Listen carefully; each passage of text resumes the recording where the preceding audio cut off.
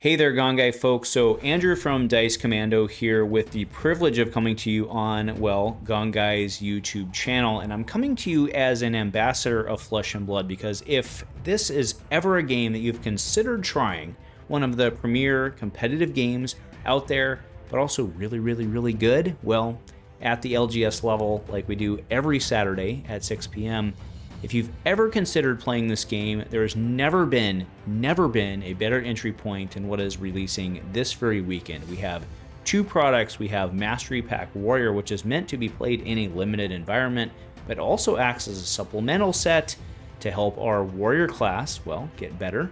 One of my favorite classes. And we also have Armory Deck Olympia. So you can buy this deck, crack it open, show up to the armory, and honestly, from my heart, this is one of the best armory decks. It is the best armory deck we have ever seen. By a slight margin on the Ira deck, which is also a good one to pick up. But this deck, very strong. It is straightforward, intuitive, very powerful. Now, if you are picking up this deck and you're like, okay, I can show up classic constructed, no problem. But what I want to do for the rest of this video is I want to supply, of course, in the link below, also how you can take this deck apart and then take some things out and add in for a very budget thing, less than $5 US, to get this deck converted over to a Silver Age deck. So be it CC, be it Silver Age, whatever your jam is, you can come join us Saturdays at 6 o'clock for your Armory event. So what you see right now is across the screen, the link that if you click below, you'll see the deck. And what I want to do is explain very briefly. I'm not going to go through every card because y'all are smart people. But what Olympia does is she just throws very value-focused damage.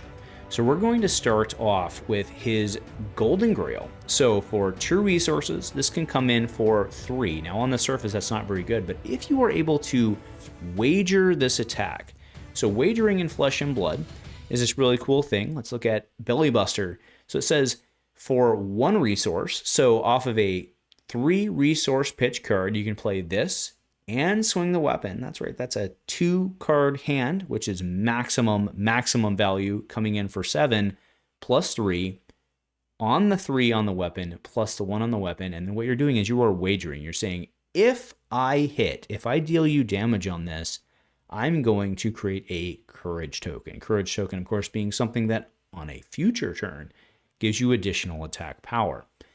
But the bonus of that is when you combine that with, well, Olympia's, well, his hero ability, it says the first time each of your attacks with wager hits, or you win a wager by hitting, create a gold token. So what Olympia is doing is he's forcing your opponent into a very difficult situation from a decision standpoint. Do I use all of my resources to block, depleting my ability to crack back at you the next turn, to prevent you from getting not only what you want, but also that shiny gold on top? Or do I let you have it and further your game plan? And that, my friends, is how Olympia plays in a nutshell. Creating difficult decisions, you have to do a value-focused thing as well, decide where the trade-off is. And well, that's the beauty of Flesh and Blood. And again, my friends, there is no greater entry point than picking up this Armory deck right here that you see across the screen, as well as just going into Mastery Pack Warrior. You can come in, buy 3 packs for you, 3 packs for your buddy.